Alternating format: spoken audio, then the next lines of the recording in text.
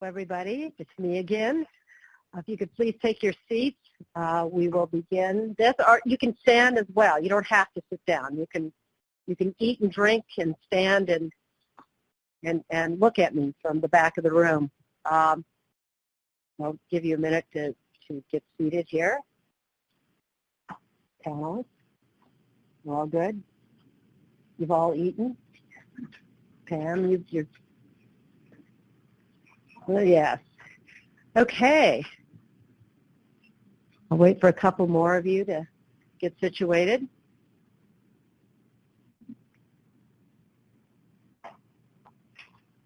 Okay. Well, good afternoon. It's now officially noon. My name is Deb Atwood. I'm the Executive Director of AGREE. I want to thank all of you for joining us today, and I specifically want to thank the Surdna Foundation for their support of this event. They've been a partner of ours now in the AGREE process for several years. I also would like to thank the panelists and the people that have joined us virtually today. So thank you. I think that I'm going to digress for 2 seconds.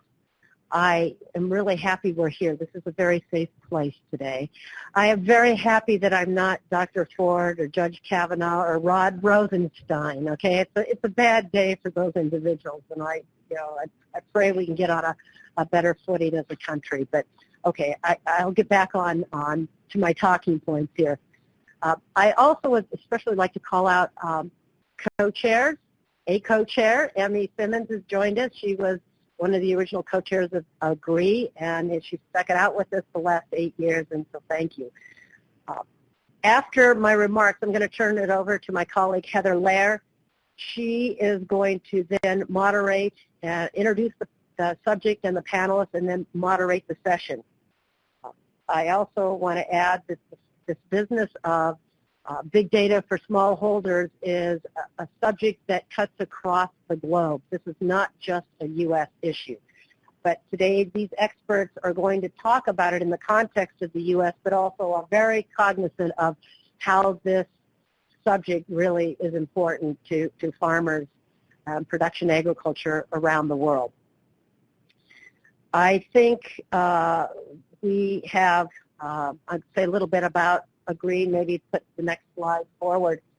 AGREE has been around for 8 years. We're an initiative that was all about driving positive change in the food and agriculture system by connecting very diverse groups of people. We've been at it for almost 8 years. I also would like to add that the Conservation Crop Insurance Task Force was born out of this work, and it involved not only the original members of the AGREE Advisory Committee, but it expanded to include partners. In fact, I'd like a show of hands of those of you that are part of both the AGREE Advisory Committee and of the AGREE Task Force. If you could just pop your hands up. Yeah, there's a few of you in the room and a couple of our panelists today.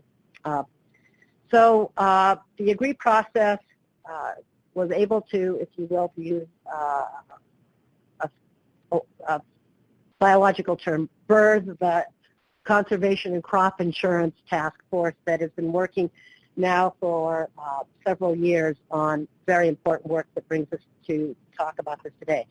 The AGREE work and the Conservation Task Force work is housed here at the Meridian Institute. Meridian is a nonprofit organization that specializes in trying to bring diverse groups together, diverse interests, to solve very complex issues around food and agriculture, chemistry, climate, health, and nutrition. So I would like to say a little bit more about our Crop Insurance Task Force work. So if we could have the next slide, that would be really terrific. It's made up of 24 diverse members. Two of them are going to speak to you today. We've identified several issues. We've commissioned peer-reviewed research and point of view papers. We have 15 consensus positions. We have been educating, advocating, and lobbying for positions to be included in this farm bill. I will say a little bit more in a second here about we've been successful in that effort. We believe that agriculture data and data integration will be providing us significant opportunities if we can get this data, these data sets interoperable to look at the capacity and capability of what farmers can do, help improve profitability of operations, inform on-farm decision-making. There are lots of platforms that are out there doing that, and we do believe in it and support that, and getting that data together is important.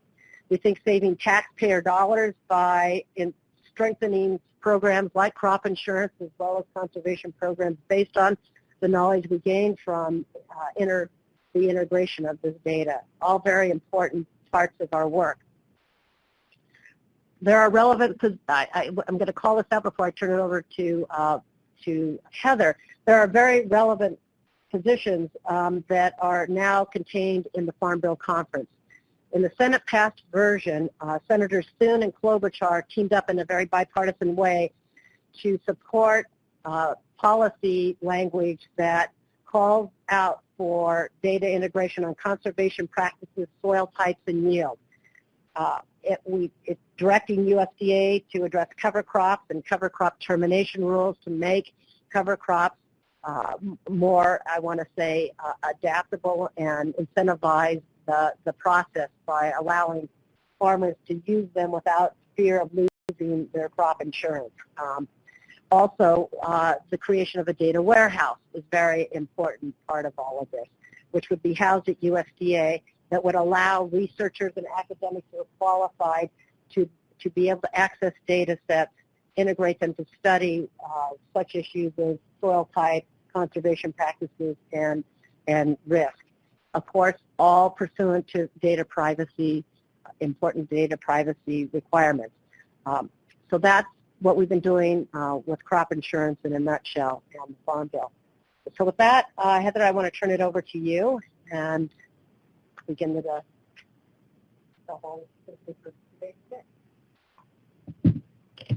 Good afternoon. I'm Heather Lair. I'm a Senior Mediator and Director of Meridian's Washington office. I'm so pleased that you're able to be with us, and I also want to thank the folks who are joining us via the webinar.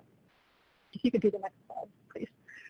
I want to bring us back to our topic for today, and Deb, thank you for that helpful context about the task force and the work on data that the task force has been doing over the last several years. I want to quickly touch on why AGREE is interested in this topic beyond the Ag Data Act and the task force, and this has to do with community-based food systems and AGREE recommendations on supporting local and regional food systems.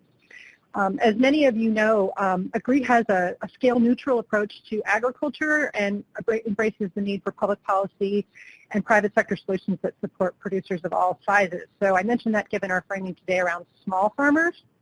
And as Deb said, small farmers might be 10 acres in the United States, or it could be somebody working on 1 hectare in a developing country. So you can read more about the local food recommendations on our website, but I also want to point out another thing that I think is important about smaller producers, other than their size, is their participation in a values-based economy. So valuing a sense of place, how workers, the environment, animals are treated, whether healthy food is affordable. I think this is an important element, and I think it will come out in some of the comments from our panelists today as we talk about the data. And this then brings me to this marvelous panel that we have here and some questions that AGREE started asking as the Ag Data Act work started to gain momentum, and that is, what about the smaller producers who may not have a high-tech combine and be pulling data from the ground and putting it up in the sky? Maybe they aren't able to invest in precision agriculture. What's in it for them? Is Ag Data scale neutral? And if not, could it be?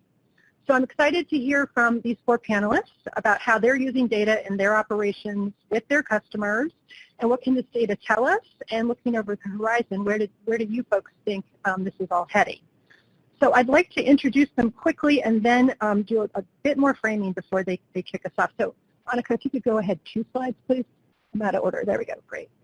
So from your right, you have Robert Blair. Robert is a 4th-generation farmer from Idaho, grows a lot of different things. He's the legume man, I think, and wheat, alfalfa, cows. He was the first U.S. farmer to use and own a drone. He's going to talk more about that. He's a member of the Ohio Farm Bureau Federation and he's also a member of Agree Idaho. Sorry, I'm from a vowel state. I should get this correct. I'm from Ohio, so my bad. Then we have Dorn Cox.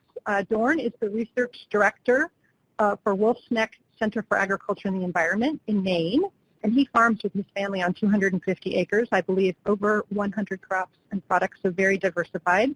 And he's the founder of Farm OS, the software platform, and the Farm Hack community. So he's got a lot to share with us, I think, on this topic. Next, we have Pam Hess. Pam is the executive director of the Arcadia Center for Sustainable Food and Agriculture. She likes to say that she grows food, farms, and I think enthusiastic eaters of vegetables and fruits. And she comes to us from near Mount Vernon here in Virginia, and also has production out west of here in Middleburg. Yeah. All right. And then finally, Josh Woodard. Josh is an assistant professor in agricultural business and finance at Cornell University, and his work focuses on risk and policy issues in agricultural finance, banking, risk management, insurance. He is a recent founder of a business called aganalytics.org, so he is a big data guy, and he is also a member of our task force. So thank you all so much for being here. Can you go back a slide, please, Monica?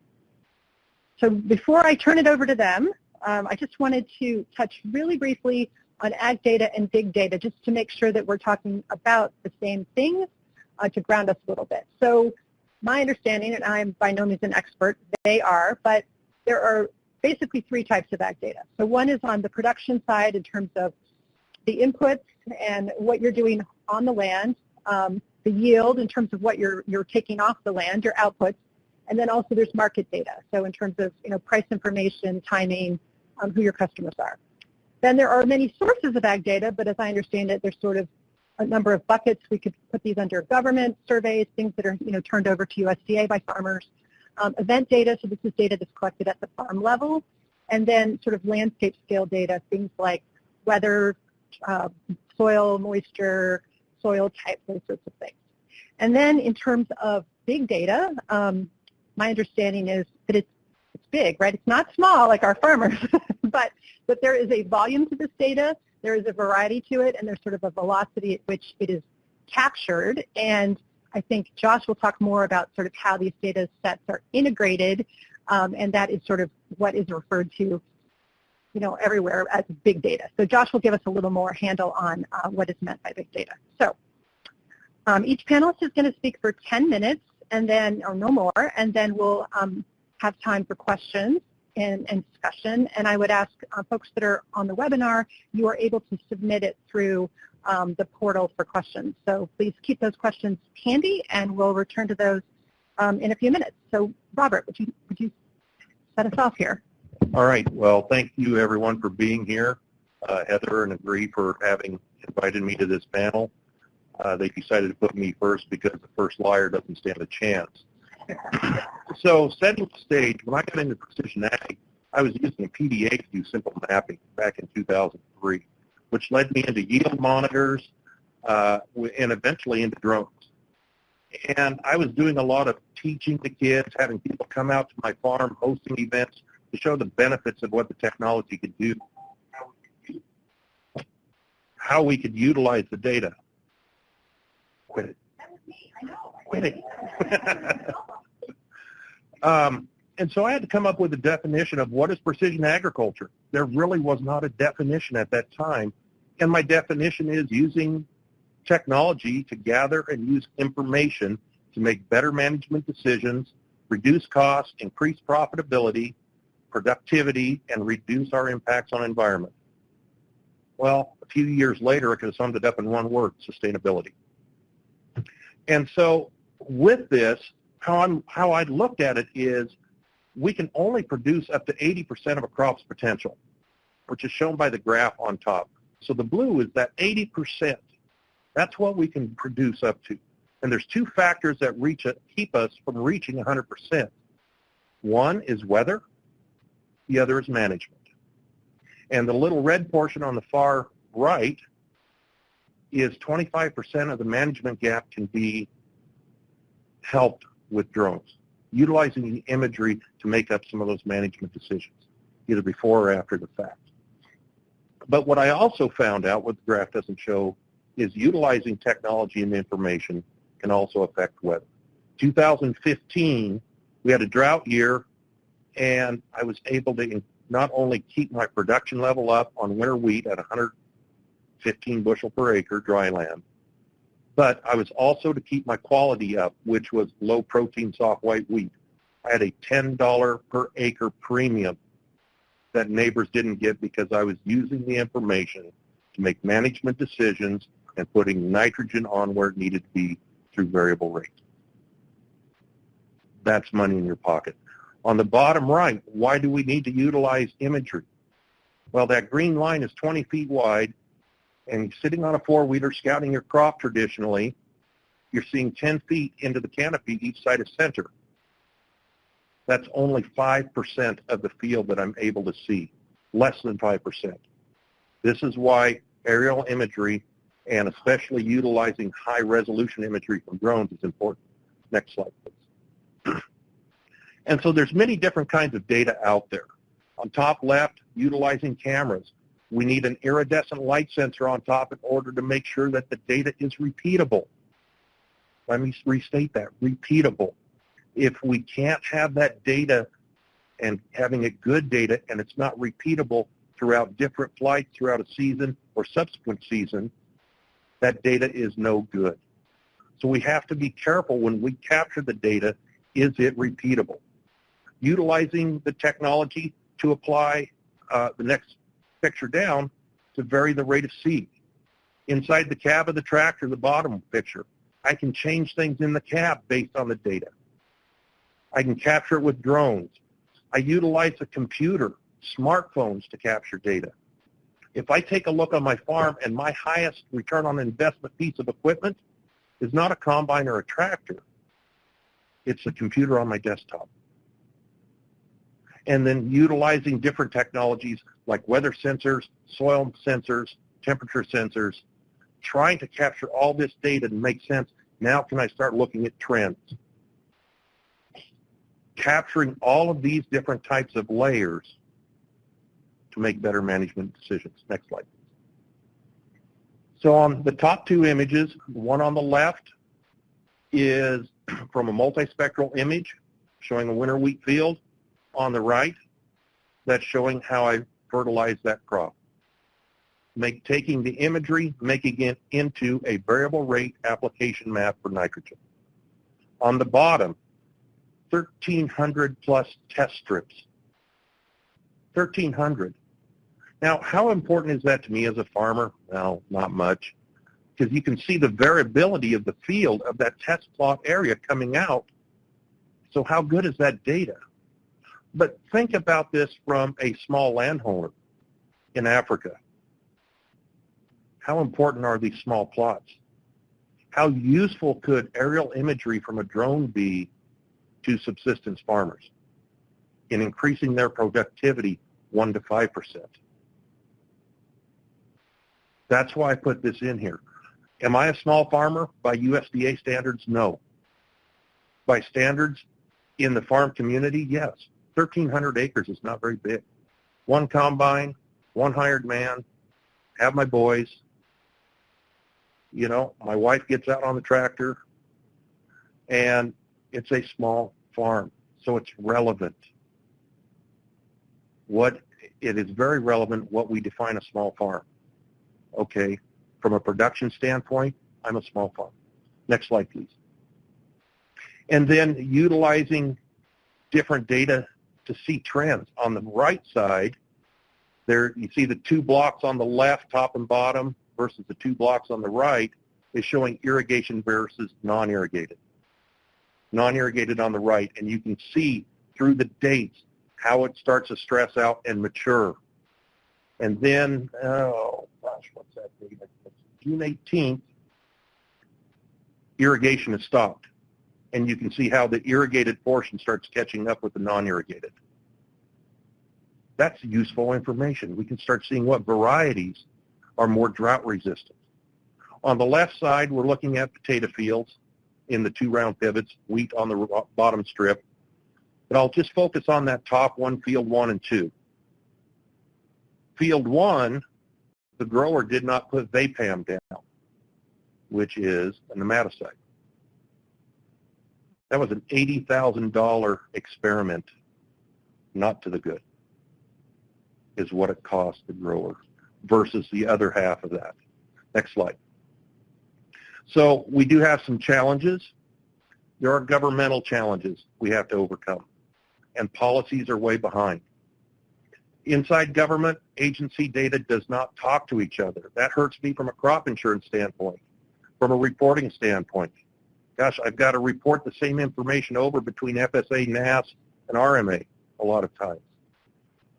From an agronomic standpoint, we look at the different number of spectral signals, and it multiplies as we start going out. Small and poor infrastructure in rural America. I have a 0.5 megabyte upload speed. 0.5. Age of farm, our workforce, they're retiring. Do they want to put money into something that they're not going to get the benefit out of? Do they want to learn a new trick? And same with the workforce. We also don't have the expertise on the ground.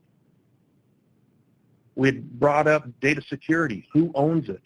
Is it safe? That is one of the biggest challenges that we have to overcome on policy on the Hill.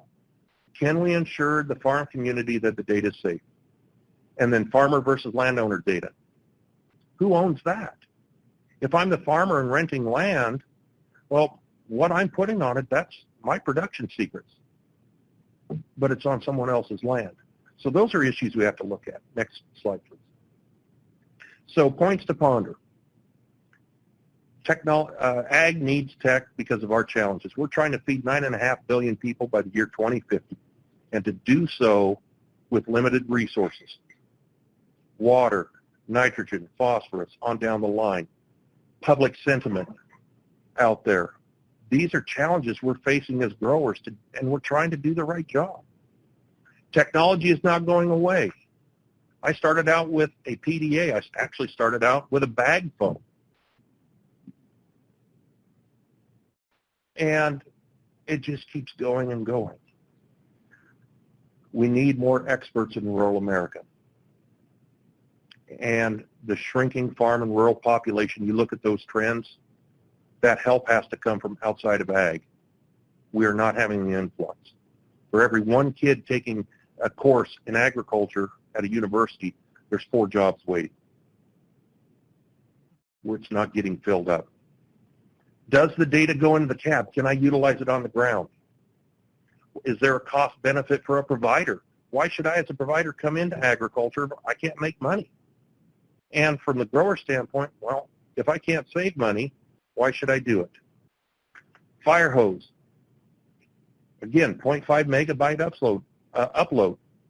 In 1 day's worth of flights on my farm, I'm generating between 50 and 60 gigabytes of data. I'm trying to put a fire hose worth of data through a straw. Don't work.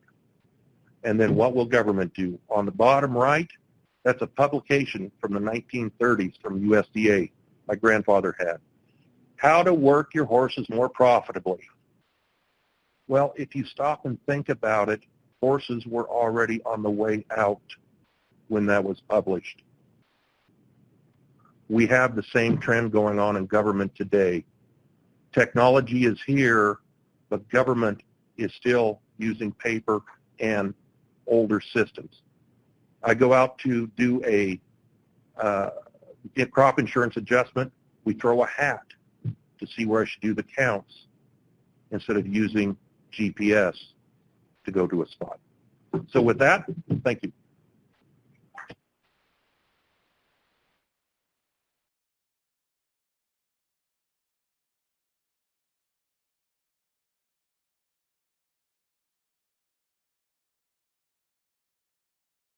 Turn this. Yeah, absolutely. And I wanted to set the stage and sort of have a little ramp into talking about the agricultural operations and the farms that I'm directly involved with. I wanted to pick up on the sort of ag meets tech focus and comment that Robert made. The way I see the tools we use, the technology, are really a reflection of our understanding of our environment. And as we improve, and they also inform our understanding of our environment. So they're both. They're both how we take action and how we understand. And it's not just about the tractor and the plow or the horses. It's also about how we communicate with one another, and especially as we enter into this next phase of agriculture, where we're looking at agriculture not just to provide food, but to help regulate our climate and to also to clean our waterways and our air, to regulate for floodwaters, all the environmental services, which are all, if we're going to make good decisions, that's not just about making good agronomic decisions. We have to do that also. But we also have to make a more general decision. And agriculture is a shared human endeavor. It is the way in which we express collectively our understanding of the environment. And from that perspective, you know, as a multi-generational endeavor, we really have the opportunity to create a public science. I really see agricultural research and production as part of that shared understanding as being a public research, a public science closer to, say, deep space exploration, where we have a collective interest in what happens and how it's and how the output looks in the future. And I also think that it goes beyond agriculture as again this shared endeavor, goes beyond just putting it on the backs of the farmer. That the whole culture essentially has an interest and a role in interpreting and in providing input and the output. And we're seeing this certainly with the conversation around climate change, but also with the work and interest in national and international supply webs in understanding the production systems and providing incentives. So we need, and that all requires data.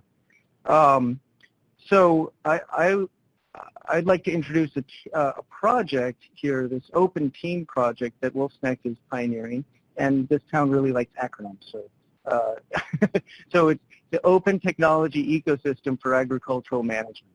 And I think that's important, again, as a shared endeavor that, like the Human Genome Project, as an open public science project, that it's engaging and creating the tools we need to both measure but also manage, and that it's an ecosystem. It's a combination of communities and practice and the application of that. So we can get at the technology that also addresses some of the issues that Robert brought up around trust and security and so forth. So and so this is the foundation that we now have the opportunity to build with a revolution in miniaturization of communication, storage, and processing power to create a global farm observatory. And we'll talk a little bit more about what that means. But observational science is a shared science as opposed to sort of the traditional investigative. And it's what we need to look at it from a systems level. So WolfSnec Center is a nonprofit 600-acre farm production dairy, but we also have 30,000 visitors there a year. And the mission really is to create intersections between production agriculture, the general public, and researchers, and create a place that represents that public agricultural intersection. And it's a unique place on the coast of Maine in that it also occupies 4 miles of coastline and represents agricultural systems, forest systems, freshwater systems, marine systems, and intersections with rural populations and urban Portland, Maine. So we have a lot of different, as a place, I think it represents a lot of potential for envisioning what the next generation of agriculture looks like.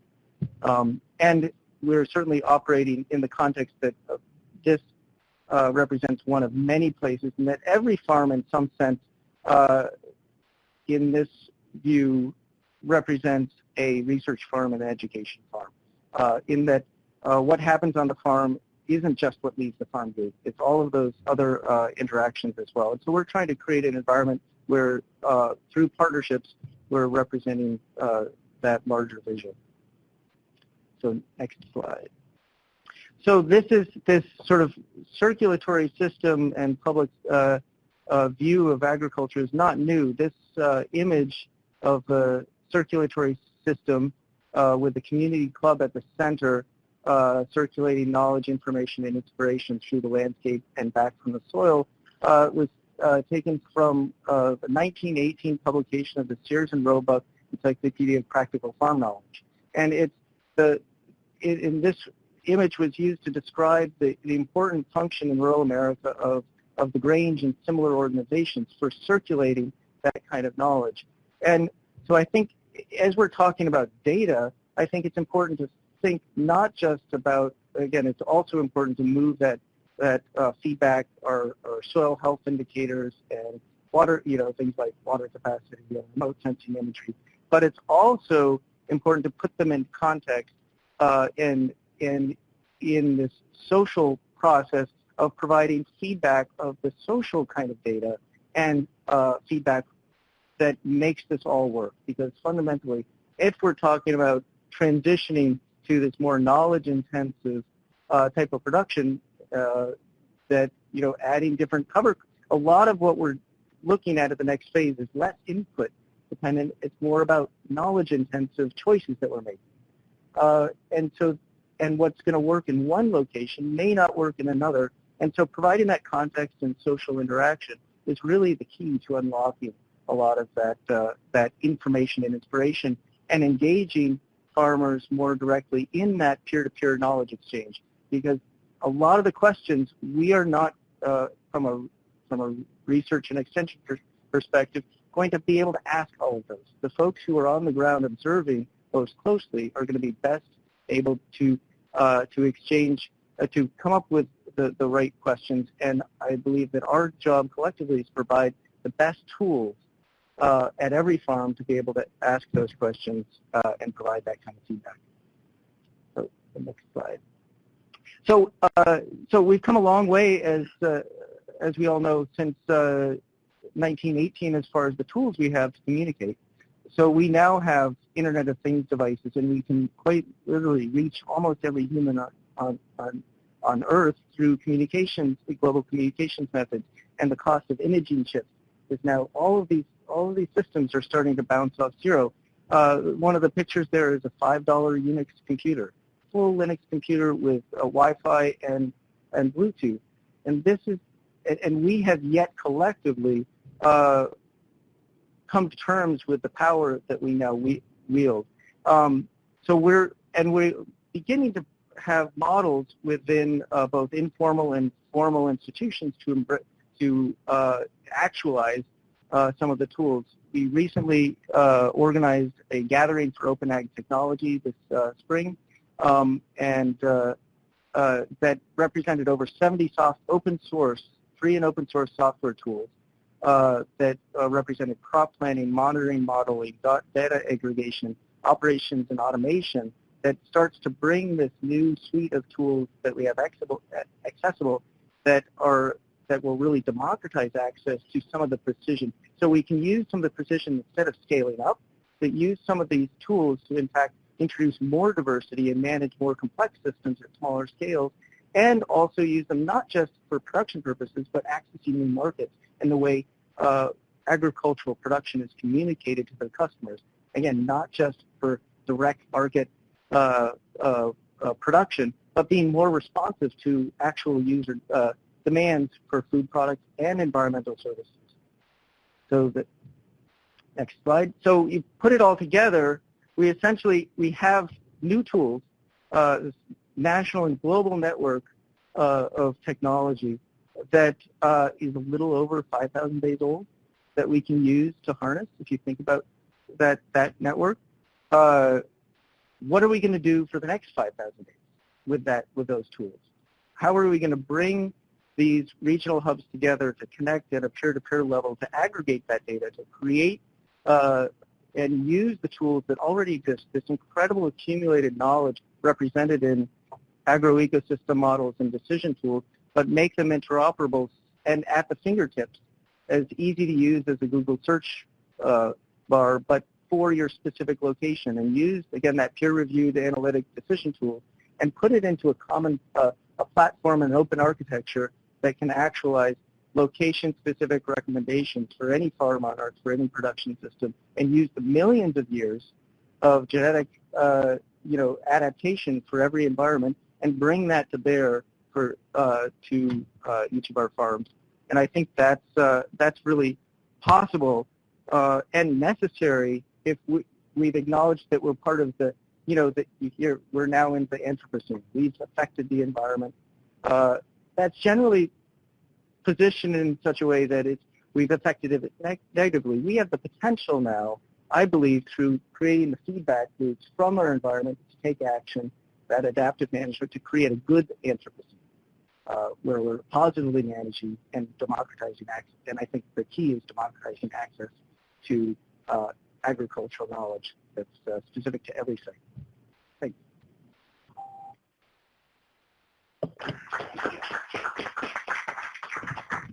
My microphone on. Okay, so now we're going to go to Pam, who's going to talk about something a little bit different, but less on the sort of the production level and sort of what we can see at the farm level, and more on the customer level and how farmers interact with the eaters. Right.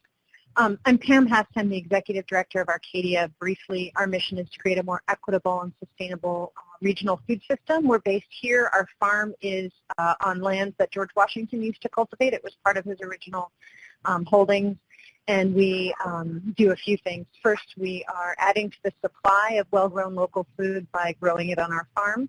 We are adding to the supply of farmers by training military veterans to be farmers. We're on our 48th veteran going through their training program right now.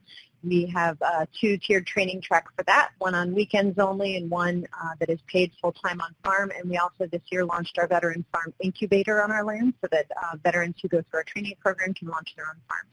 We build demand for the food that we are growing and that other local farmers are growing through on-farm programming, mostly for school children. We have had about 5,000 kids come to the farm. We have a 37.5% increase in the number of children who like beets after they arrive. And finally, we dismantle barriers to access. We have 2 mobile markets that make this year 10 regular weekly stops between May and November in low food access neighborhoods where there's a high use of food stamps or SNAP WIC and senior farmers market nutrition vouchers. Low car ownership, no grocery store within about a mile. And just last week we had an important milestone. We sold our $1 millionth of fresh, local, seasonal food in neighborhoods that have been written off by other retailers as being low demand. So next slide, please. These are the mobile markets that I just talked to you about. All the food is sourced from within 120 miles. Much of it comes from our farm. The partner farm you mentioned is one that we helped launch for another nonprofit, the Bainham Family Foundation. That's out in Middleburg. They provide a lot of our vegetables as well. One of the ways that we make our food, which is the highest quality, not gleaned, not taken from other farmers markets, not bought at auction after farmers have no other options, bought directly from farmers paying their wholesale price, because you cannot expect farmers to feed poor people off their own backs. We accept and we double SNAP WIC and senior farmers market nutrition vouchers, and so that's been a real boon for our customers. We also take a local benefit called PPP. It's Produce Plus. It's funded by DC. If you're income qualified, you can get up to $20 a week in free fruits and vegetables from farmers markets. This is the last week of PPP of the season. Last year we did $111,000 worth of that business. Next slide, please. So back in 2014, as our mobile market was growing, the first year we were out was 2012. We didn't know what we were doing, and we sold $44,000 worth of food. We thought that was pretty good. There's a green school bus. We're chucking vegetables out the back. And the next year we sold $66,000, which was a 50% increase. Show me any MBA and show them numbers of a business that increases by 50% in 1 year, and I think they would be impressed. We did that with no marketing budget. It was an indication of the soaring demand for good quality food. The next year we sold $145,000 worth of food, and now we had to start getting really serious about what we were doing. So over the winter, because we're small and adorable, I posted a plea on Facebook. Anybody have any software ability and can help us handle this? So we accept 9 forms of tender. Each one of them has a different rule associated with it, whether it's doubled or whether it's only for fruits and vegetables. So it's a very complicated point of sale, and with the customers that we're working with, it can be super confusing. We want their experience at our mobile market to be just as anybody's experience at the farmer's market would be: swift, beautiful, lots of human engagement, but not a lot of questions asked. So we put this note up, and a company called Perigee got back in touch with us and said they'd be interested in setting something up for us. We told them what we wanted, which was a mobile-friendly, basically a cash register that we could use at market so we could ring up the sales and automatically apply any benefits that are associated with that person's form of currency, and be able to give our customers a quick number of what they owed us. And so this is what they came up with. It's iPad-based. It's our initial. We're moving into 4G, but initially we have been using it not online. It's a native app in an iPad, and it's just this really beautiful, elegant interface where everything that we grow is associated with its price and how it's sold, and people bring up their bags to us and we quickly ring them up. The beautiful part is what happens on the back end.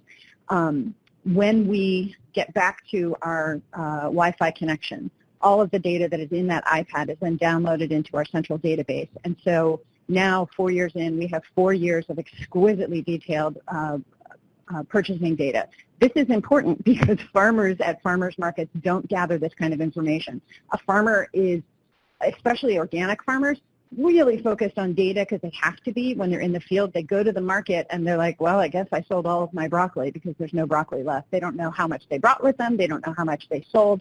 So this allows us to really see what products are selling, to whom, on what days, in what locations, to people using different forms of currency, if weather is affecting it, if samples are affecting it, if doing a cooking demo is affecting it. So this is really important information from a public health standpoint and from, I think, a government standpoint to see impact and effectiveness of various interventions on trying to get people to eat healthy. This has been something that Perigee and Arcadia have partnered on. It's now in use by 41 other organizations around the country, and we are right now working on a back end of data through a grant that SUNY Buffalo got from the USDA to tie all of those pieces together and associate, for customers who opt in with health information, associate health outcomes with exactly what they're buying and taking home. So it's pretty cool. Next. So the data is used in lots of different ways. These are just some of the visualizations that come out of it. It produces a really detailed spreadsheet that you can slice and dice any way that you want, and even with just Google Analytics, you can come up with really great stuff. This is great for nonprofits, especially who need to tell stories to funders through data. I think this is also great for farmers so that they can see at a glance of what is actually profitable, what is selling. We can now look back over 4 years and see what the spike in demand for tomatoes was in July and make sure that we pack enough wherever we're going to meet that demand.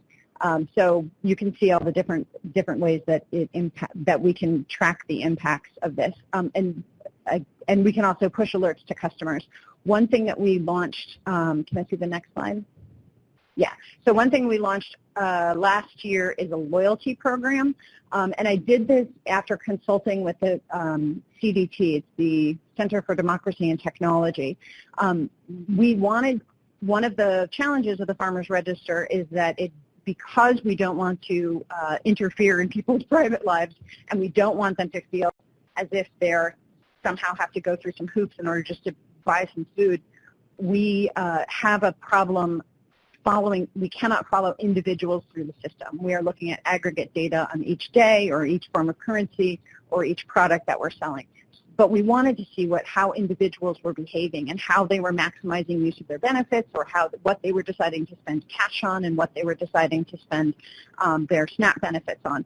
So we created a loyalty program. It's very simple. They fill out a registration survey. We pop that into a Google document, so we have it all. We have it all in data. It tells their age, the chronic diseases that are present in their house, how much income they have. We give them a financial incentive to join. It's like a $4 coupon to set up. And then every week that they use their benefit with us, they get $2 in free food. They get a barcode membership card, or we can look them up in the Farmers Register by last name or by phone number, and that gets stored with their purchasing data. And now we can follow them through the system and through the years. CDT said if you're going to use their data to understand better how to be a better partner to the customers that you are, you need to find a way to make their data benefit them. So we have associated every bit of produce in our Farmers Register with its color based on the idea of eating a rainbow. It's a nutritionist trick to get the most macronutrients. Every day you should eat a rainbow. So you should eat beets, which are red. You should eat yellow peppers. You should eat sweet potatoes. You should eat dark green. And if you do that every day, you can be pretty sure you're going to be getting all the nutrients that you need. So with these colors associated with everything in the mobile markets inventory, we can now pull out by barcode each one of our loyalty customers and produce an individual eating rainbow. So that these are 3 actual rainbows. At a glance, you can see what it is you should probably be adding to your diet. The top one, obviously, they should be adding more blues and more yellows and oranges. The middle one needs to add a whole bunch of different stuff. The bottom one is pretty well it's pretty well balanced, and they might want to add a little bit more blue and probably increase their dark green. And we base that on what nutritionists who volunteer with us tell.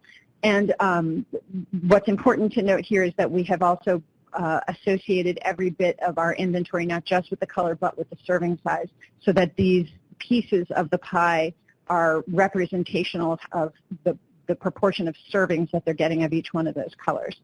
So next slide. I guess that's it for me. So what I want to tell you is this, I'm very excited to hear about the Big Ag data. I think that there is a real opportunity. If we can get this tool into the hands of every farmer in the country who is selling direct to consumer at farmers market, or else we can create that back end of data and really begin to see what the market is for local food and what the market is for organic and who is buying what. And I think that this can also be a valuable data point for, I don't know a whole lot about it, but whole farm insurance, crop insurance, in order to help create an objective data set that really shows what farmers are losing if they lose all of their tomatoes in one summer, or like we're having this unbelievable rain here in Washington. We've had 300% the rain that we normally get this year, so it's been really brutal on the farm. It's very hard to calculate as a farmer if you're not capturing all of that broccoli you're taking to market and what you've sold. How do you prove to the insurance company what you've actually lost, other than with your harvest charts? So I think that this is something that the USDA should give me lots and lots of money for, and we should provide it to all of the farmers who are in direct farm marketing, and then create a publicly accessible database for public health researchers who can begin to combine this data with other data sets around and start seeing the linkages between healthy food access and public health. The end. All right. Obviously, you had kale for lunch. Yes. So, Josh, you're going to be our final speaker and sort of bring it up to the sky and sort of allow us to look over the horizon and what can it tell us and what do we need to do to make it happen and be scale neutral. So, take it away. Sure, I'll try my best. Well, first, thanks for coming, everybody. Again, my name is Josh Woodard. I'm an associate professor at Cornell and also the founder of Ag Analytics. So I'll come at this from a slightly different perspective also. My background being in research and extension at a university, and our experiences in working with our growers, many of which are small growers, and some of the challenges, and sort of lead into why we're doing what we're doing right now. And more broadly, I'll talk a little bit about some of the things that I sort of see happening in other realms beyond just what we're doing with Ag Analytics that I think there's opportunities. So first, what is Ag Analytics? It's basically a farm management platform that we've built over the last few years, with one of the goals being to find ways to better interact with our growers, and I'll go into the details on that in a minute. But originally, one of the motivations to do this really started off as simple as our growers coming to us and saying, hey, there's all of this investment in ag technology. We have all of these precision data. They're large companies that, have these black box products, but why isn't universities, and why aren't university researchers able to get engaged in this? And if you're at a university and you want to do research in precision ag, it's either, you're building some, specific piece of technology, or if you're doing something on the ground, it literally it will turn into an adventure like, let's go and collect flash drives from our farmers and have them mail them in, or have the grad student sort of drive around the countryside. So these things are not scalable, right? And this was a big frustration for us, because meanwhile our growers are looking at us saying, you're spending millions of dollars. Shouldn't it be easy just to sort of ingest these data in other systems and use it to drive research and better extension products, et cetera? I think you see where I'm going. So, sorry, you can go to the next slide. So anyway, so we built this farm management platform, and really it started, well, even before that, we had a lot of different data feeds that we had collected publicly for researchers, and a lot of researchers use these data feeds that we set up. We probably have one of the biggest sort of integrated data warehouses of public USDA data of anybody, probably. And so what we did that made a big difference, though, is we did this integration with John Deere Operations Center. And you might think, John Deere, that sounds like big farming, but like Robert mentioned, most of our growers that are in the system are actually not, they're 500 acres, 1,000 acres, some smaller. We're doing other integrations as well. But so it's an opt-in based system, and essentially we bring in all these other data feeds for them. We have tools. We're continuously building tools. And originally, like I said, we were doing this for extension purposes to reach our growers and be able to allow us to sort of enable the work that we want to do. It's been fairly successful. We have about over 8 million acres that are now enrolled in the system. So which is pretty good for not even really doing much marketing. In some ways, it's not surprising, because it was our growers that were really demanding it in the first place. So you can go to the next slide, please. Okay. So back to some of the points that Dawn is making and some others. Some people have asked us, well, does your system do this? Does it do that? Do you do blueberries in this state? How I've responded is to say, one of the big opportunities, I think, is how do we bring a system like this? So we built it out of necessity, because we had no place else to go. There was no other way for us to engage with our growers in terms of any of the other companies that were out there. They were not just going to give us their data. And we can talk about the privacy aspect soon. But essentially, we're now looking into these other partnerships with universities that we're building that would allow them to basically also utilize the platform. So we've already done a lot of the hard work of building the automated data pipelines to equipment like Deere, meshing it together with other data, getting it into a form where you can actually start to do analytics and modeling, which is not a light lift.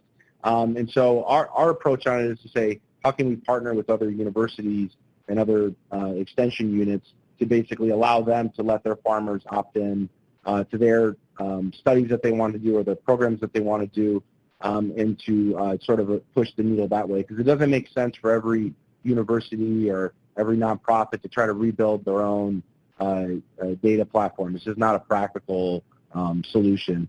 So that's one of the big things that we've been focusing on the last few months, is setting those up. And in some ways, like Dawn said, sort of, I guess that kind of democratizes, or at least allows universities to be able to interact with their growers on a secure platform. And we can, again, talk about how we've set up our sort of system and arrangements to work to protect data privacy. But really, I think the key challenge is, how do you find a way to allow researchers at universities and elsewhere access to data? And in my experience, farmers are happy to share it with us as long as we keep it confidential, which is fine. And there's I think there's a general understanding that anyone's individual data by itself is, well, let's say this, collectively the data are very valuable. You can do lots of stuff, discover new things, and you need lots of people to be able to access that in order to do it, because, Josh, for example, can't do all of the research everywhere, right? It wouldn't make sense. There's people in those local systems, those local areas, that are experts in blueberries in North Carolina, or, rice in Louisiana, or and so it's really how do you bring a means to them, in my mind. So anyways, you can go to the next slide, please. I think that was your last slide. Oh, I had one more, but that's okay. You did? Yeah, I was going to talk about some of it. Deb already kind of covered some of it. But so anyways, that's some of the things that we're doing. And then stepping out even more broadly, I don't think there's just one solution for all of this. what Deb was mentioning is also there's these massive government databases, transaction databases that are very siloed. They're typically not accessible, maybe never been integrated with other data sets outside that sub-agency. And so the work that we've been doing on the Conservation Crop Insurance Task Force as part of the AGREE initiative is also basically this work around the Ag Data Act and the data warehousing, which I think is really, really important. I mean, it sounds like, yeah, you just take the data and put it in one place. What's the big deal? I promise you there's a lot more to it than that. It is not a trivial exercise, either technically or politically. There's vast amounts of valuable data in these agencies, and the value of them can't really be extracted for the university sector and farmers and that unless you have a means to integrate them in a confidential, sort of secure way that researchers can access. So there's been small-scale things that there's been government databases like this on a smaller scale that have been really successful. Like take the ERS ARMS data enclaves. How much you look at how much research has come out of those efforts, basically because they make them available to researchers in a secure way. And that's just one little data set. I mean, that's really not like huge chunk of data compared to all the other data at USDA. So I think that the possibilities are really just massive there, and that would spawn all sorts of new science and discovery and outreach to our growers. So I had a slide on that, but I apologize that maybe I omitted it somehow. So I'll stop there, and yeah, happy to address any questions and look forward to speaking. So thank you again. Appreciate it. Yeah. Thank you, Josh. So you all have been listening very kindly to these four, sort of covering a range of issues around data, both at the farm level and looking at customers, and then more sort of how we integrate and aggregate the data so that research can be done. So would love to hear your questions for this group, and also folks that are on the webinar, if you'd like to submit them through the online portal, we would be happy to entertain your questions as well. So I see a question in the back. Jerry? No? Okay, Dan has a question. We're going to give you a microphone, and if you'd please identify yourself and then your question. I'm Dan Silverstein. I'm a private sector and capital markets advisor. John, you talked, John, right? Robert. Excuse me. Robert Blair. That was my dad's name, though. John, what's up? You talked eloquently and specifically about how you perform your activities of daily professional life. I was thinking about Henry Fonda in The Grapes of Wrath, and thinking about how different our image is of what we thought a farmer represented until very recently. My question is, how typical are you of the American farmer, and how skilled is the American farmer who has evolved out of that image of the virtual frontiersman, hardworking steward of the land, to come home at the end of a long day and sit in front of his computer and analyze 50 gigs of data? Well, that's one. Thank you very much for the compliments. I greatly appreciate that. There are two ways that farmers are looked upon, I think, by the public. One is hardworking, family, rural, salt of the earth. And then you have the other one where you have media stars going to a farm and a guy with bib overall and pitchfork, American Gothic, or some reality TV show. So they don't know nothing. So there's two ends of the spectrum there I think the public looks at. What I see in America, and what's really interesting coming from my background, I'm not typical. I'm in the probably top 5-10%. I don't really like going through the data. I understand the importance of collecting it. I want the answers. I don't want to be the expert. I know my farm. I'm the expert on my farm, on that field, on that spot. Do you hire advisors to analyze it? A lot of the data that is crunched, especially the imagery, to stitch it, to manipulate it in that, someone else does it. I can do it, but That's not my job. My job is to manage the farm. My job is to make management decisions. And this is why we need those experts in rural America that we don't have. Farmers do not want to be a GIS specialist, a remote sensing specialist, a robotics engineer. We've got enough hats on being a heavy equipment operator. Farmers love playing with their toys. They love their tractor time. I mean, that's where they want to be, out in the dirt, not sitting at the computer desk. But farmers have always looked at the bottom line. Farmers are very astute when it comes to money and profitability. And what is happening is the markets are forcing farmers to look farther and farther and going towards technology to capture those ever-tightening margins, that return on investment. It's a trend that's going to continue.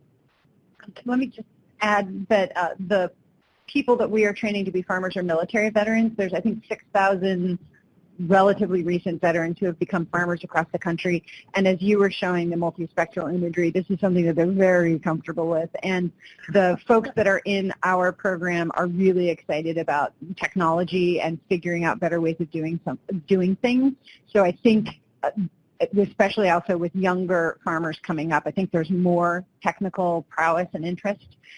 But look to the military veterans because they will wow you with the stuff that they figure out. If they can figure it out while getting fired on in Afghanistan, they can figure it out on the farm with no one shooting at them.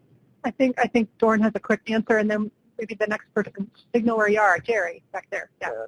I wanted to also add in that one of the programs you run is a 2-year residential training program for grazing, and it is highly technical. But I wanted to, the farmers that we're seeing are that are getting into agriculture are largely coming from much more diverse backgrounds, not necessarily from agricultural backgrounds, and a very diverse skill set and a very networked skill set. So I think this network connectivity in the rural landscape is incredibly important to repopulate and invigorate those rural economies with those skills.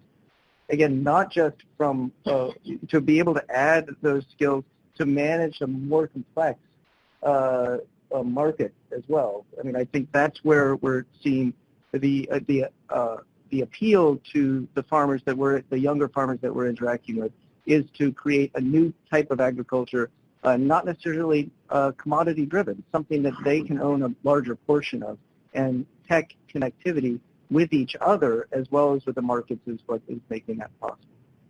And it's part of, I think, viewing, with that transition, a different view, a new view of what the farmer is, the agriculturalist, in that they're a landscape manager and viewed differently from a cultural perspective, that it's a highly technical job that is also highly collaborative, and the bounds of that, I think, are shifting. Great. Jerry. Yes, Jerry Hagstrom. I'm actually going to follow up on Dan's question.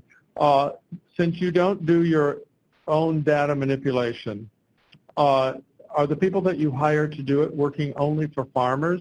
I'm thinking about this in the context of rural population decline, and we say we need this expertise. But are there enough businesses for them to make a living doing this data manipulation for farmers, or is it going to have to be somebody who has works for other types of businesses and does this as a part of their workload? And secondly, for anyone on the panel, it seems to me like we're talking a lot here about fruit and vegetable production. Do we have a sense of whether the big fruit and vegetable producers are already gathering this kind of information, and are they using big data in their production, or is this something new for the entire field? So, well, thank you for the question there. So most of the GIS experts in the United States, and that I go around and speak around the U.S. and that on precision ag and mainly drones, are coming out of the natural resource. They're not coming out of the agriculture departments. That is one of the biggest concerns I have, is we do not have that agriculture background in the GIS infrastructure and degrees. So that is a big issue. The other issue is when you're dealing with that workforce, here you have the farmer, and roughly, and when I'm talking about farming, I'm talking about production agriculture, tractors, combines, and that. And we're looking at 5 to 10% of the farmers using the data to make management decisions. 5 to 10% of the farmers using the data to make management decisions. It's a very small portion. And then you have the service providers, crop advisor, agrichem business, whatever. And so you have a chicken and the egg scenario. Why should the service provider pump out hundreds of thousands of dollars for training and technology when only 10% of their customer and client base is utilizing it? Then the other thing you also have is government farm and programs hindering this movement. And I think if we take a look at what Agree's been doing, and especially the task force, is looking at this data issue and looking at it, if we can get farm programs to say, hey, and USDA to start looking at this data and breaking down the silos in between and looking at farm programs. Maybe it's an insurance premium reduction. I can show through my data that I'm less of a risk. Why am I paying the same premium as my neighbor? Maybe it's a carrot and a stick scenario. I don't know. I'm just throwing that out there, food for thought. But do I pay for it? No. I work with others, utilize my data, and we work back and forth together. We don't really have the network out there. It's all coming from outside of agriculture. So Jerry had a second question about the big guys and gals. Are they using it? And I think you could speak to that very quickly about grape production. In the fruits and vegetable, Idaho, and you get into the basin, Washington there, it depends on who you're doing. But yes, the big guys are really utilizing this and tracking it. There's the packers and that. When you start getting down to my size in the garden, why am I going to worry about it on an acre? And so that's what it comes down to. It, for my own personal enjoyment, I'm not going to. But a lot of the bigger guys, especially in the higher value commodities, are. With that said, there's a bunch that aren't also. Some of the bigger sugarcane growers, they're making decisions to leave a field of sugarcane in or out by just simply flying over instead of actually looking at the stand count and making an actual estimation of what's there and what isn't. And to me, it doesn't make sense sometimes why and why not. Question in the back. Hi, I'm Eliza Wasserman with the Ripe Roadmap. I'm wondering about insights that any of you might have to offer in terms of thinking about a program that would incentivize farmers to do precision ag, and what are the upfront costs to think about. The $10 per acre is a really compelling finding, but obviously there must be some upfront costs that are just too much of a barrier for smaller farmers. So I'd love to hear more about that and any other insights that you all might have in terms of thinking about what a program like that would look like.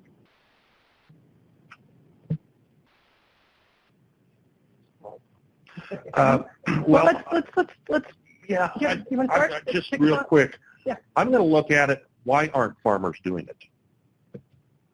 One, they don't want to take the time to go through all the data themselves. It does take time. I make my own yield maps. I put all the inputs in and that. I don't want anybody else doing it.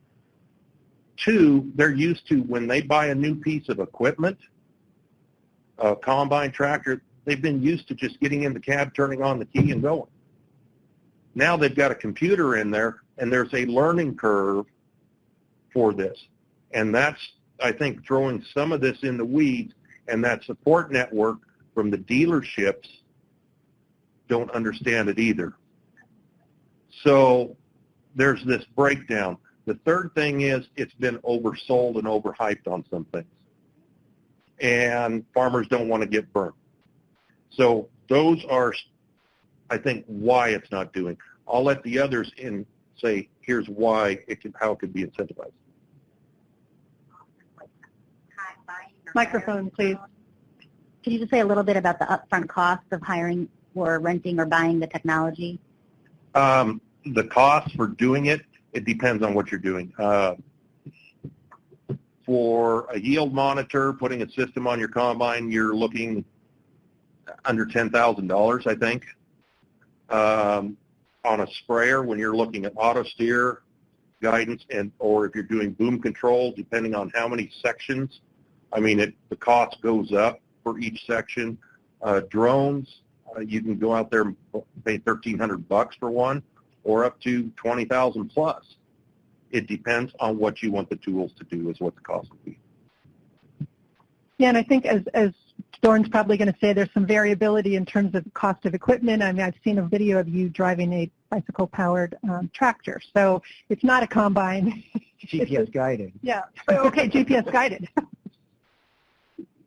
Yeah, I think that the answer is that a lot of the resources, and this is the opportunity again to scale this, is a lot of the resources that are required to make site-specific recommendations, which is with environmental feedback, which is the definition we started with precision ag, is scale independent. It's really the cost of acquisition of that site-specific data, which is different for each production system. But there are things that we're already paying for that are not being put in the hands of producers at every scale or provided or made accessible. So all of our weather data, the way in which, and species data and academic decision tools that are used to interpret that are, again, not being made accessible or user-friendly with the farmer audience in mind.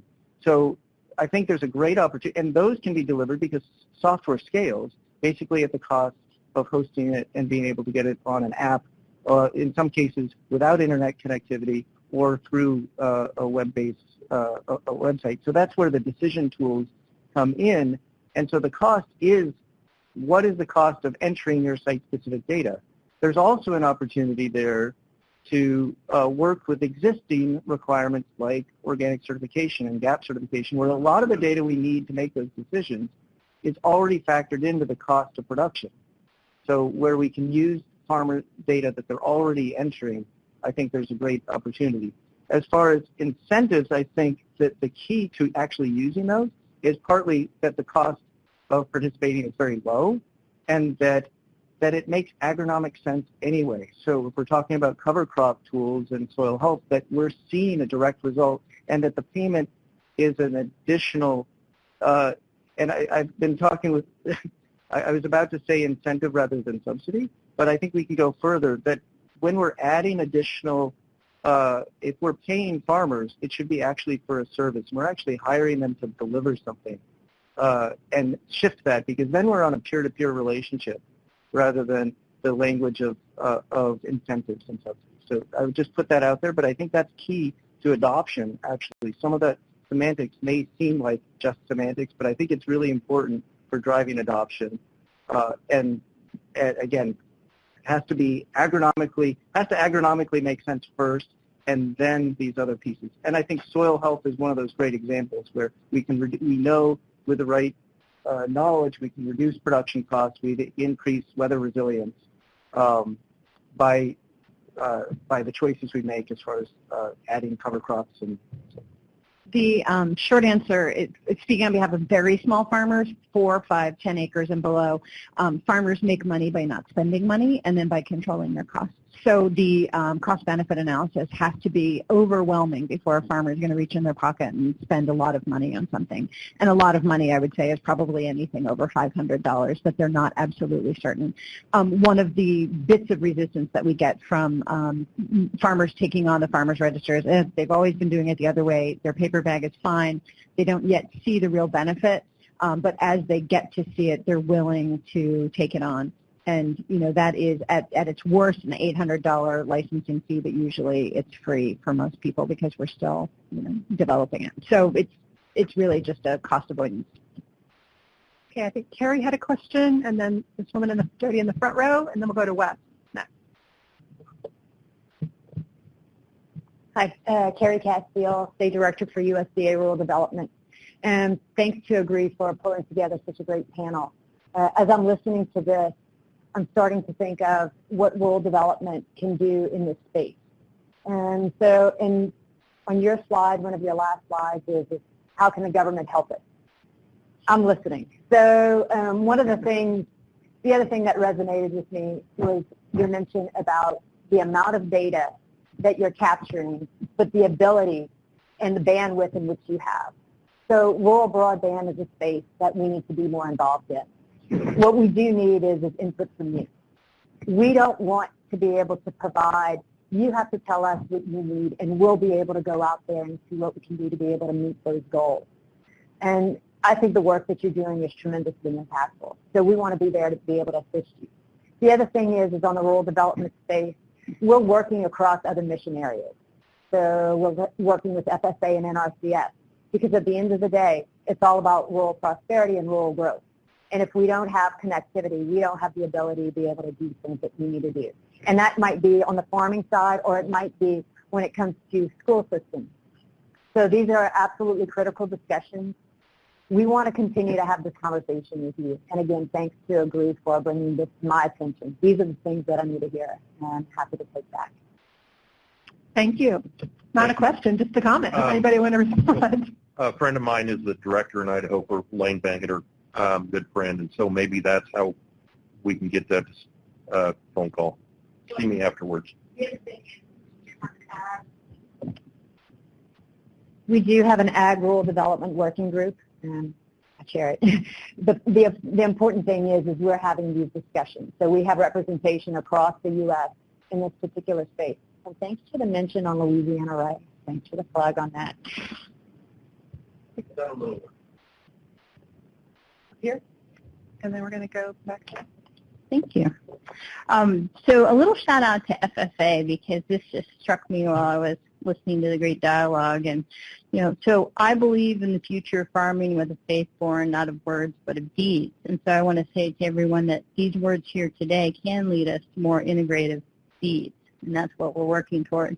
So my name's Jody Bickle. I work for Waterborne Environmental.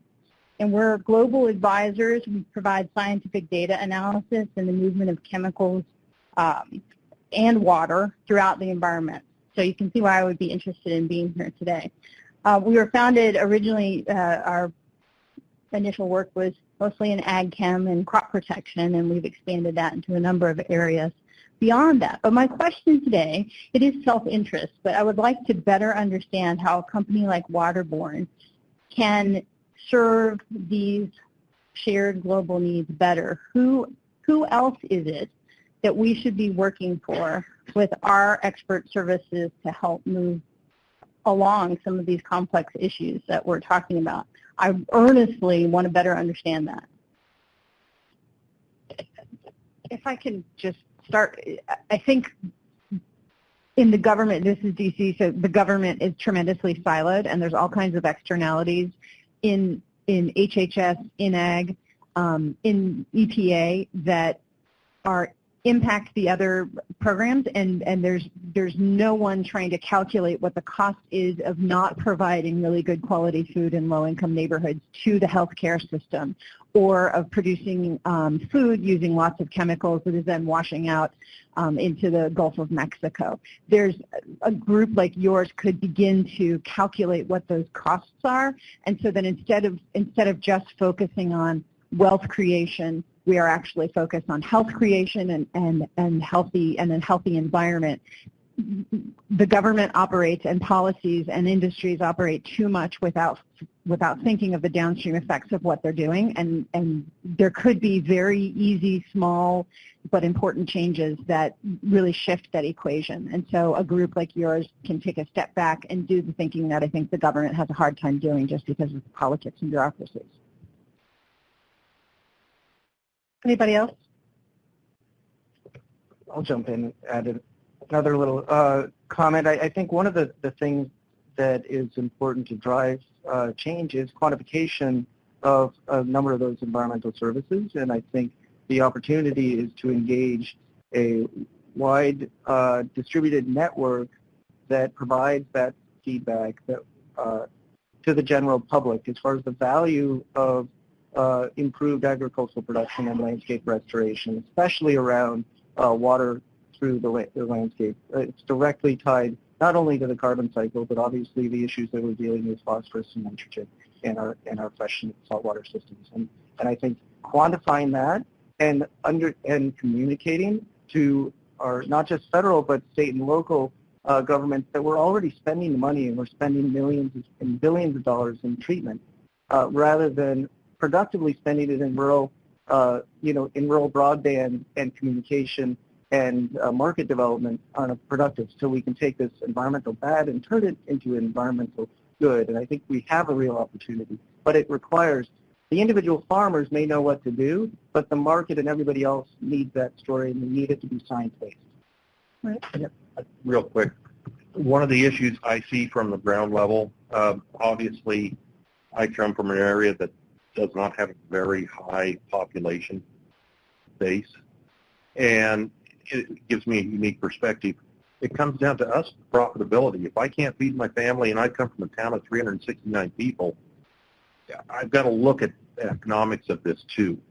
And one of the issues I think that I see there in the rural communities is there's too many agendas out there. You've got inside government agendas. You've got outside government agendas.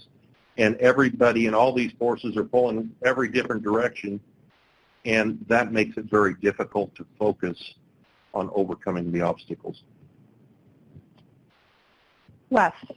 Thanks. Wes King with the National Sustainable Agriculture Coalition here in Washington, D.C. Pam, I've got a question, let me unpack it a little bit, but it's about democratizing the farmer register technology. It's really powerful what the information you're able to collect, but my understanding is that Arcadia is a nonprofit center, so you have high capacity. How do we democratize that type of technology, particularly within the local and regional food systems sector, when you get outside of the Northeast, you get outside of the Northwest, you have in the Midwest and the Southeast, you don't have the kind of capacity, you don't have the kind of nonprofit organizations that can make those systems work. So how can we democratize this technology in a way to make it available to rural communities? And putting aside broadband infrastructure technology, that's a whole other topic. I think that we built this specifically with that in mind. So it exists and anybody can adopt it, and as long as they have an iPad, I think they might be working on an Android version, but if they have an iPad, they don't even need broadband technology. They don't need any kind of connectivity when they're at the market. It's going to store all of that information in the app, and then when they get back home, if they have dial-up, if they have Wi-Fi, it'll download it, and then they have their own data. And if we're successful in we're going to be successful in the project that we're doing now, and we'd like to get more money so that we can create an automatic database where all of this stuff will be anonymized and downloaded so that we have a central database that farmer can then look at their own data on their laptop, but then compare that to how everybody else is doing. So I think that democratization is already there. And because we're a nonprofit, we're constantly looking for sources of funding that makes this free to farmers to use, because we think that the data that's coming out on the other end for public health researchers particularly, but for farmers in general, so that they can do better market planning and calculating their inventory costs and profitability, we think that's a public good. So every bit of data that we collect is public because we are funded by the public. I would just add that that's the feature of software is you can build it anywhere and use it everywhere. And so this can scale not only once you get the usability, most humans are going to use it more or less the same way, that it can scale not just nationally but internationally. And certainly the ability to adapt that to different cultures and audiences is also accelerating. I think here in the blue jacket, yeah. Hi there. I guess this question will go to whoever wants to take it, but I'm Gustavo Ferreira with the National Organic Program, USDA. And my question comes from a regulatory and also consumer perspective. So now we have all this big data at the farm level data. But how do you envision the use of this data to improve traceability, integrity of the food supply chain? So in other words, let's say there's a food recall or there's an investigation about the integrity of an organic food in your area. How do you think your data could support those efforts?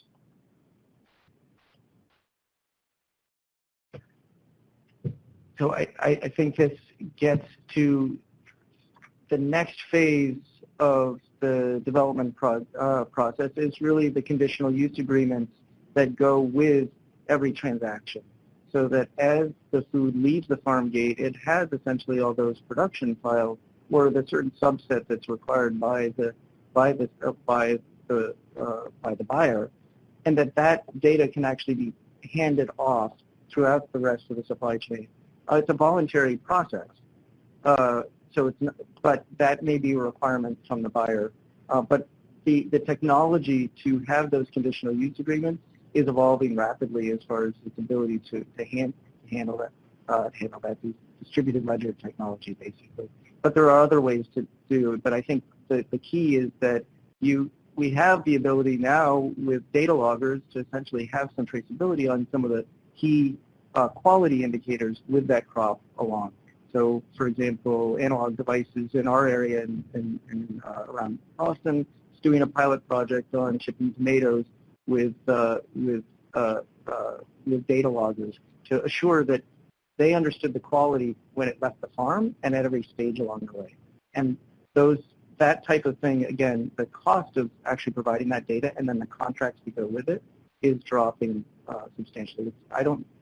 There's a lot more to do, but I see that as there's a clear path forward for that, addressing that use case. From a fruits and vegetable standpoint, you got to look at it. Are you going direct to the consumer at a farmer's market or something like that? Your traceability becomes a little harder there, I think, versus through normal means, a store or something there. I think the traceability, that is happening in most specialty crops, fruits and vegetables. When you're looking at field crops like wheat, corn, soybeans, where you have 1,000 bushels in one truck coming out of my field and going and getting commingled with everybody else's at the elevator and then going into a train car or into a barge onto a Panamax, it becomes harder and harder to trace those types. That is a challenge. How do we want to do that? And how far down the rabbit hole do we want to go? I mean, we've seen this when I was a kid growing up where I could sell all the produce and my mom and dad sold eggs and all of this, and then we had to get regulation and you couldn't sell stuff locally anymore at the grocery store, and now we're going back to we want to sell it at the grocery store. So when we look at regulation, we have to be careful of how we do this, I think, too, on the traceability. Well, thank you. Great question. And we are going to have a blockchain in agriculture event later this fall. So I'm going to do one last question. And Dan, you have another question, but does anybody that hasn't had a chance heard to ask a question? And then we'll go to the panel for some closing thoughts and we'll wrap. Yeah, just a quick question for Josh Hefner at MSAC. You talked about the role of extension in sort of convincing growers to provide their data. How about on the other end, extension's role in then taking the analytics and information that gets developed? What's your vision for that, and how far towards that vision are we, relative scale? Yeah, that's a good question. That dovetails nicely with the question in the back there earlier. So oftentimes, at least from our experience with our growers, it's not that they don't have precision data or even the equipment. It's that they say, I don't know what to do with these data, and why isn't extension really doing anything here? So there's large companies that have their own platforms with sort of expensive solutions, and they kind of view them as, untested, I think, oftentimes. And frankly, again, the farmers often ask the question, well, why isn't extension doing this? And really, one of the problems that we found is that there isn't the systems in place to allow extension and research. Everyone has this view of we should have this integrated research at land grants that feeds into extension. I think the reality is far from that sometimes. So, yeah, I think being able to get in a position where you can actually allow growers to interact, with their extension and, applied researchers, but the data confidentiality is really important. So you need to have systems and platforms to allow for that kind of sharing, but have it be opt-in. That's the approach that we've taken so far, is basically farmers opt in, they're in control, and how they want to share the data or how they want it to be used is really up to them. So I don't know if that answers the question directly, but yeah, I do think that there's a huge analytics gap right now, and there's all sorts of people out in in these systems through extension at the universities that are dying to do this work, but they don't have a good means to engage. So that's one of the things. And there's other things too. I mean, we're not claiming what we're doing is the solution to all of this, but we sort of view it as part of that. So. Great. Well, I think we are out of time, and I want to respect everybody's need to get back to their desks or their farms this afternoon. So I just want to give a shout out for the Agree Discussion Series. There's a piece of paper on your chair, and those online will send it around to you. There's some other events this fall. The next one's on November 8th on data collection, management, and analysis. And I just want to thank these 4 individuals for spending time with us, journeying across the country in some cases. I think you've given us a great overview and a lot to think about in terms of the opportunities and the barriers that we need to consider. So please join me in thanking and feel free to stick around for some more food.